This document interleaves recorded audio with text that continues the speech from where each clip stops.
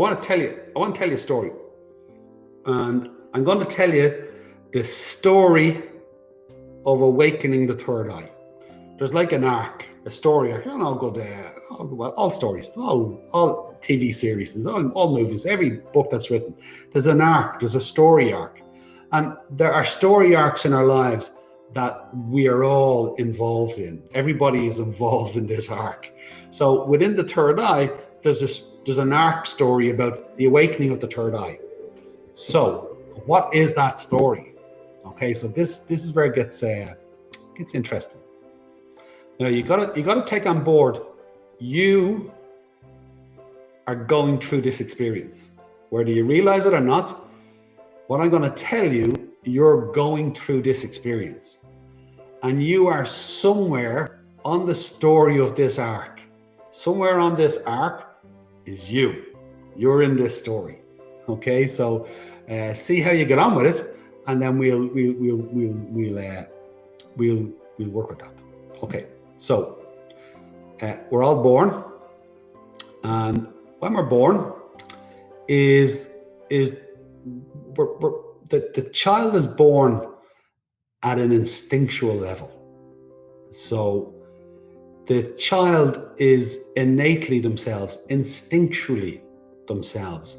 It's like they're unfiltered. It's one of the reasons why we're so protective of them, is just they're so vulnerable. But they're so vulnerable not just because they're physically, they don't have the wherewithal, or mentally they don't have the wherewithal, is literally they are just so open to the world. They're unfiltered, if that makes sense. They haven't learned the ways of the world yet. So all the senses are just open in them, and they are instinctually present. So the child is very, very present when it's very young. It's one of the things we're looking at the child looks back at us and we're just fascinated because the child is just looking. And then you go, that child's looking into me. And the reason why the child's looking into you is because the child is so open in themselves that their gaze is just so clear. Okay? And it's at an instinctual level. So the child isn't aware, it doesn't have self-awareness. But at an instinctual level is all the senses are activated, and the child is very present. At an instinctual level is there's no right or wrong. Does that make sense? There's no right or there's no timing, so to speak. The child doesn't look at its watch and say, I'll be hungry in half an hour. Now, the child's either hungry or not hungry. You know, it's just at that visceral, instinctual level. Everybody get that? Okay. So, and I would also say the child is born complete. The child is born complete. And then there's the expression of that completeness in their life. It's the expression of their potential. So we'll always hear people talking about people achieving their full potential. We'll talk about that as part of it. What does that mean? Where does that state of potential, where does it reside? What is that truly that people talk about? And how are children in the completeness of that? How is that? That sounds a little bit unreal. It's true. We'll talk about it later. So as the child develops, you get into the terrible twos. So what are the terrible twos? The terrible twos are when me arrives. Okay? What me thinks is brilliant. Me. Anything me wants to do, me does. And there's this overpowering sense of rightness to me, because it's whatever me decides is so powerful for me that me is nearly invincible. It doesn't know any better. And the reason why it's terrible twos is when you stop me from running out on the road, me has a fit. Me goes all mad because while I have a sense of me, I don't have the intellectual wherewithal to communicate what me wants. Me just wants it. So now it's the instinctual self is getting a sense of themselves, and it comes through me. So the terrible twos is why me has a fit. Okay, it's a very important part of a child's development, how you deal with me. Because if me learns how to control at that age, you're going to be struggling for the rest of your life with that me. So there's how do you get that me working in the family unit and working for themselves, is rather than just being in that visceral me. So this is a very important part of a child's development. But you get the idea. So now it rolls on a few years and child begins to gain an intellect. And an intellect gives the child choices. That's what an intellect does, is an intellect goes, well, I got this choice and I could do this and I could do that and this and that and all these choices. And this is where the child can begin to experience a sense of separation and a loss of their innocence. How does that happen? At an instinctual level, is the child stays instinctually connected to themselves. There's no right or wrong, it just is. It just is, and the child's following the is in themselves. When we gain an intellect, is I have more choices. So my instinctual choice would be my thumb, but I have all these other choices. If I start making choices that, let's say I pick my little finger, if I start making choices that are taking me away from my innate instinctual self, is what happens then is we begin to experience the separation of that. Is the child is feeling the separation from their innate self, their instinctual self, and the rightness of that, and they're moving into developing an intellectual self, a reasoning self. Does everybody understand? And that separation is the first hurt. That's the first real hurt, because pain is the experience of separation. You break skin, you break a bone. Emotionally, somebody you love tells you they don't love you anymore. Intellectually, somebody that you respect tells you they think you're stupid. It's the hurt, it's the experience of separation.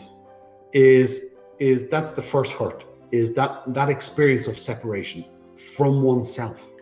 Okay, so now there's the innate self, and then there's the intellect pulling us away, and that hurt is the hurt of innocence. Is innocence feels as if it's being lost. We're losing our innocence.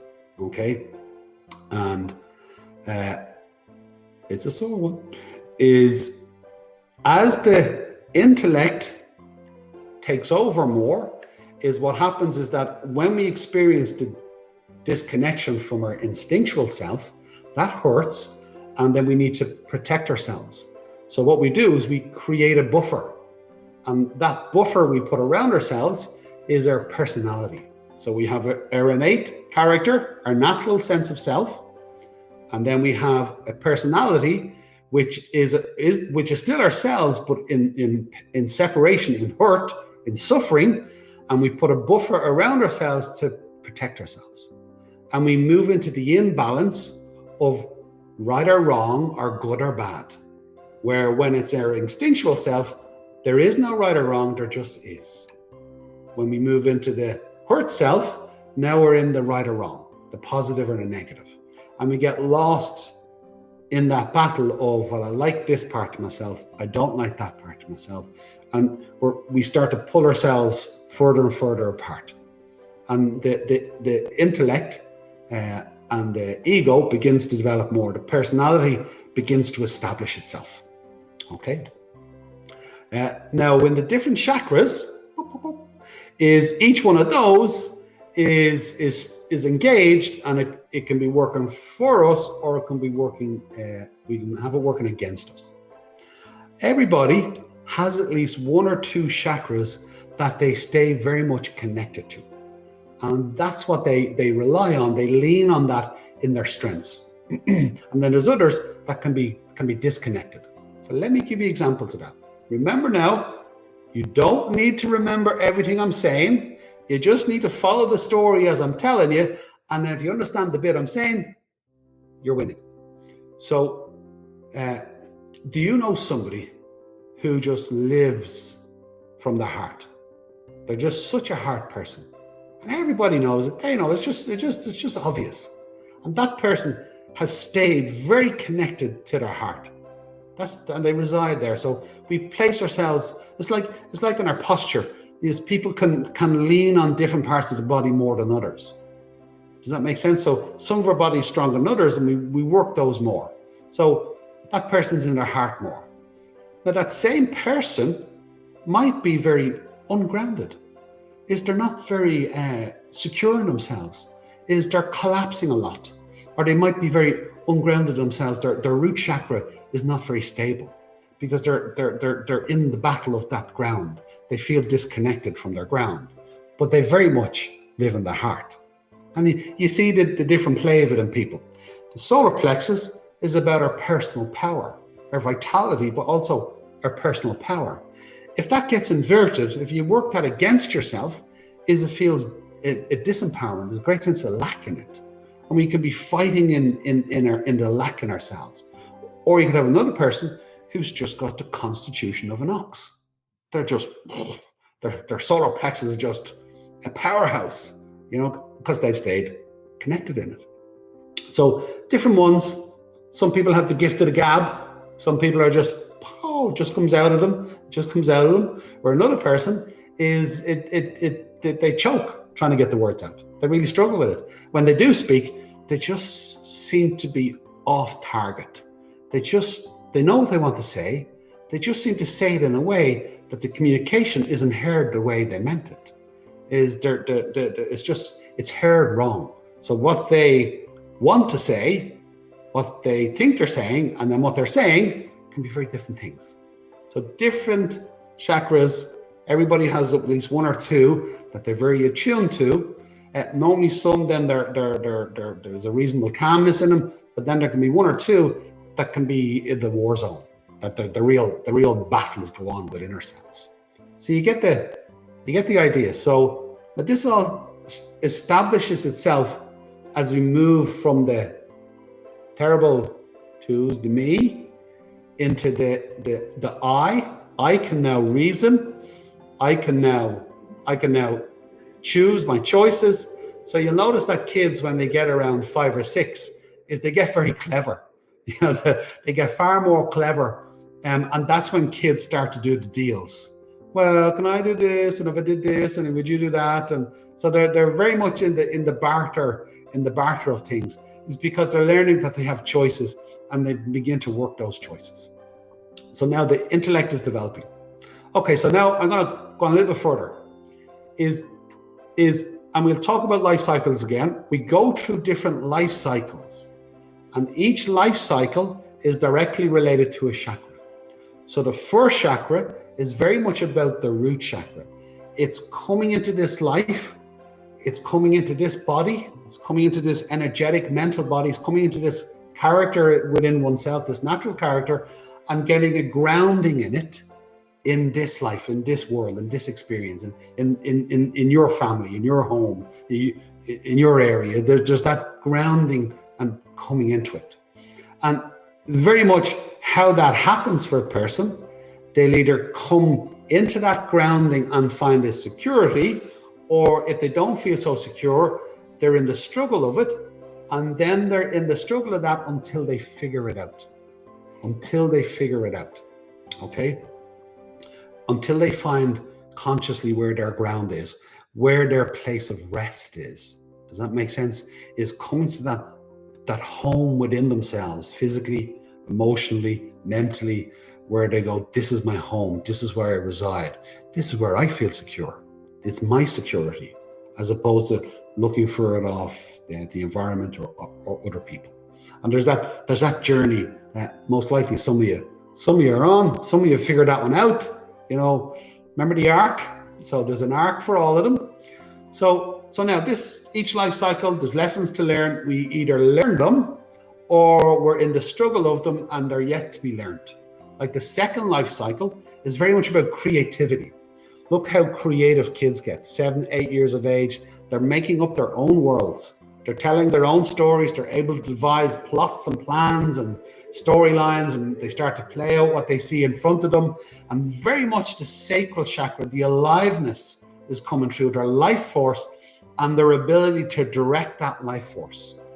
Now, if a child learns how to come into their life force, center themselves in it, and begin to channel it in constructive ways, we're winning. We've got a very creative child who's very much within themselves and enjoying the experience of their own life. If there's a challenge in that, the child can be in the struggle of life, and if life is very difficult, the child may learn that rather than living, they learn how to survive.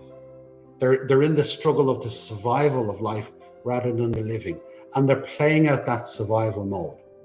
And again, it can be at a physical level, it can be at an emotional level, it can be at a mental level, it can be in the family, it can be in the environment, whatever's going on. Is that experience for them is, again, it's setting them up to either help them learn it when it kicks in at that age, or it's setting them up for the longer form of learning, the harder way of learning, where the knocks, the suffering, the hurt in it has to intensify before they're pushed to figure it out. Now, this is where I'm going with this story. It's rolling on. The intellect is rolling on. It's rolling on. We're getting older. Is if a person ends up fighting too many battles within themselves, trying to balance all the balls within themselves, and it just becomes too much, balance all the balls in their life and all the commitments they've made. And if it all starts to get too much, is at one point the person's going to say something doesn't feel right, something's not right, and they're going to know that they've lost something. And they may know what it is they've lost, or they may not, but just something is not right. And they know they have to go looking for it. And then the person goes searching. So now the intellect, the I, the ego of the I realizes something is missing. This is just way too much. I can't take this. I've got to find a better way. So they go looking for something. So now this is the point of this story, the arc, the awakening of the third eye. The intellect realizes it has to go looking for something. So now the searcher kicks in. Traditionally in yogic terms, they're called the searcher. And the searcher is searching. Searching around. What am I looking for? And then they're brought into the yoga, do a bit of centering, do a bit of limbering, open themselves up, the strengthening, concentrate their mind, get their energy going. And they're balancing out the body, the energetic body, the mental body. But really, what the searcher is searching for is the instinctual self, that sense of oneself within them. So the intellect goes looking for the instinct. The intellect goes looking for the instinct. Okay? So now, the simplest way to describe this, now the intellect looks at all the choices. So I have my thumb, my index finger, my middle finger, ring finger, my little finger. These are all my choices. What's my instinctual choice? What's my gut say? What one feels right? What one's drawing me to it, or being drawn to me? My thumb. Okay, that's the one I'm gonna go for. I'm gonna go for that first. So the intellect starts exploring all the choices and starts looking for the instinctual sense of choice and starts to follow that. Now, when you do this, it's not that you make that choice and then you take all your eggs and you just plop them all in that basket, because that would be a silly thing to do. So you do it in ways where you do it in simple choices, not big decisions, little decisions, in little ways that you start to practice. Look at all your choices. What's my instinctual that one? And then go for it and do that thing. It could be what I'm going to do in the next 3 hours of my isolation. Will I go watch a bit of TV? Will I go for a walk, 2 kilometers? Will I have a shave? Whatever, shin or chin. So whatever it is, but you look at all your choices and you pick your instinctual choice and then go with that. So now the intellect is starting to recognize what its instinctual choice is. The intellect is starting to connect to that sense of oneself. Now, the more that happens is you get a connection and an alignment between the intellect and the instinct. And the more that alignment pathway opens up, is something will eventually awaken. Okay, and what awakens is the intuition. Intuition awakens. Now the intellect knows its instinctual choice. It knows that it knows. So now there's an awareness, an awakening of our gut and our intellect together, and intuition is awoken. Intuition wakes up. Does everybody understand? That's the pathway. That's the arc.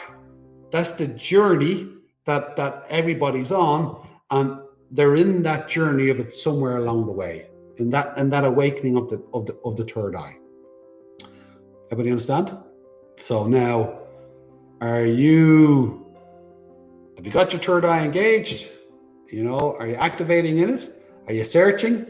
You know, are you not searching yet? You know, you don't need to search yet. Where are you within that? Is interesting question to ask.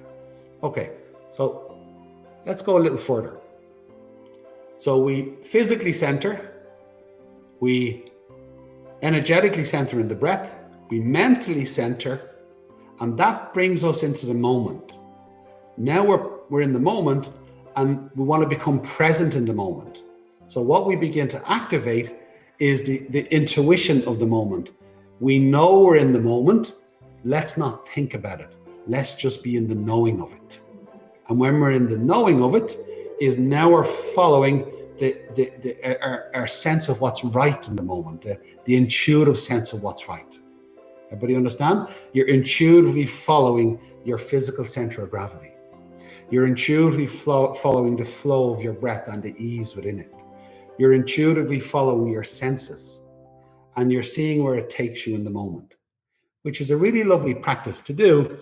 If that instinctual choice of yours was to go for a walk, is when you go for a walk, and just feel your body, feel the breath, just become aware that you're walking and all the things around you, and then just follow your senses, follow your awareness as it goes to places.